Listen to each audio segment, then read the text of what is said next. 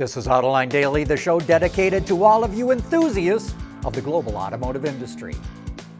Sean's out today and I'm filling in. You know, in China at least, suppliers can earn more money by making parts for cars than the automakers can by making the cars.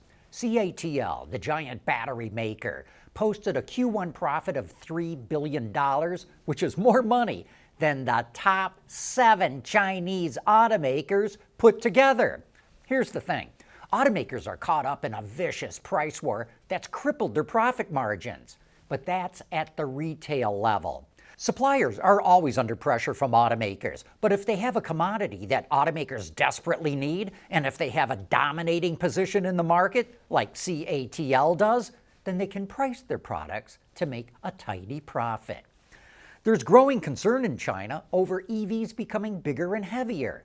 The average curb weight of EVs is now up 28% compared to 2020. A mid-size electric sedan weighs more than 4,400 pounds on average, compared to 3,500 pounds for a comparable gas-powered car. Critics say the heavier EVs are damaging roads, they're gobbling up raw materials, and they're putting a burden on the electrical grid. Just like in the U.S., fuel taxes help pay for road maintenance in China, which EV drivers obviously don't have to pay. So now, state-run media is demanding that EV drivers pay their fair share. And if it's the state media that's saying it, you know what's going to happen. It's only a matter of time before those charges are put in place.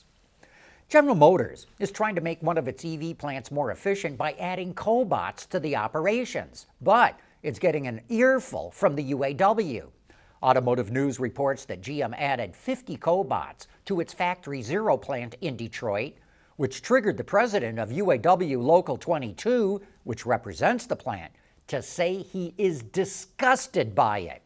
Cobot stands for Collaborative Robot. They work alongside human employees and generally handle repetitive tasks that are ergonomically tiring. Sean Fain, the UAW president, says AI, robots, and mass automation are a threat to workers, so no doubt we're going to hear a lot more about this from the union. Factory Zero makes the electric versions of the Chevrolet Silverado and GMC Sierra pickups, the Cadillac Escalade IQ, and the Hummer SUV and pickup. GM only sold 5,779 of them in the first quarter, which was down 36% from the year before, and that prompted GM to cut a shift and lay off 1,200 workers. The Center for Automotive Research in Ann Arbor puts on the management briefing seminars every year. We were there this week, and while there's far too many details to report of what was said, here's a couple of bullet points. The Chinese auto industry is so heavily subsidized that GM and Ford would need $15 billion in U.S. subsidies just to match them. It costs the average U.S. supplier $300,000 in people time to answer just one RFQ, or request for quote, from an automaker. The U.S. auto industry needs the USMCA to be cost competitive. And if President Trump's pull out of the trade agreement, then the U.S. will not be able to compete with China. And NHTSA is working on coming out with a national standard for autonomous vehicles, which will supersede the mishmash of state regulations that currently exist. And you know, speaking of autonomous vehicles, that's going to be the topic on Autoline After Hours later today. We're going to have Larry Burns back on the show talking about his vision of how AVs are going to change the world and society as we know it. Larry is the former head of R&D at General Motors, and he has been an AV proponent for decades. Joanne Muller from Axios will also be on the show, so join me and Gary when it all goes live at 3 p.m. Eastern Time later today.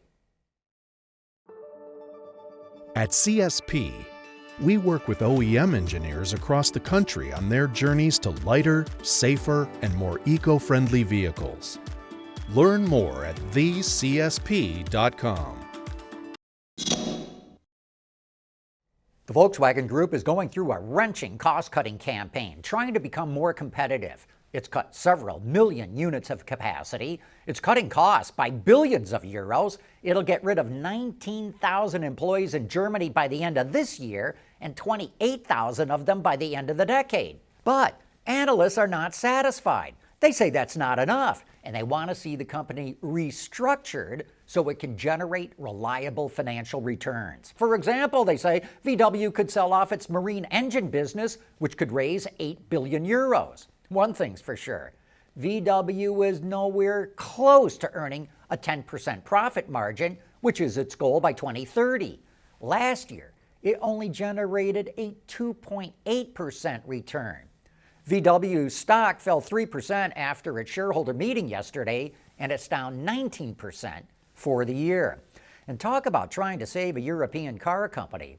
Stellantis CEO Antonio Filosa says that it's in talks with 2 potential partners for Maserati.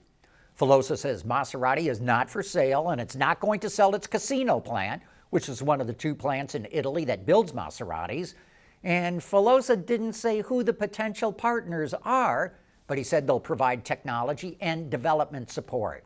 Last year, Maserati lost 198 million euros, and it only sold 7,900 cars globally, which was down 30% from 2024 and was its lowest sales level since 2012. Our last item today is kind of a bad news, good news story. The bad news is over 36,000 Americans were killed in vehicle accidents last year. It's a national tragedy. Even more tragic is that over 40% of those who were killed were actually alive when the first responders arrived.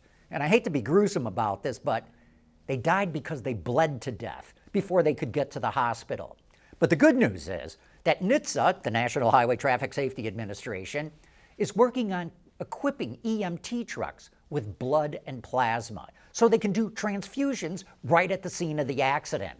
Speaking at the management briefing seminars, Peter Simhauser, the chief counsel for NHTSA, said by equipping EMT trucks with blood and plasma, they believe they could save over 5,000 lives a year. And with that, we wrap up today's report. Thank you for watching Autoline Daily.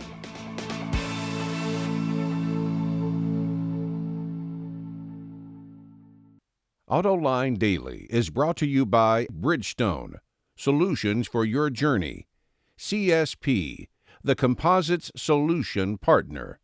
Intrepid Control Systems, over-the-air engineering, boost your game.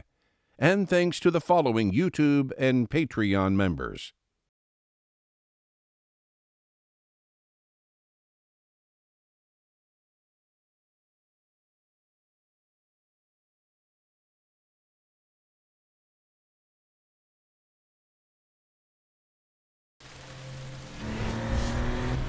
Knowing that a little rain won't slow down your day, that's what really matters.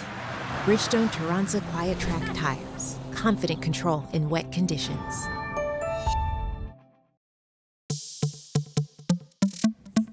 At Intrepid, we produce network hardware and software solutions, enabling vehicle manufacturers to innovate and design the next generation of modern mobility.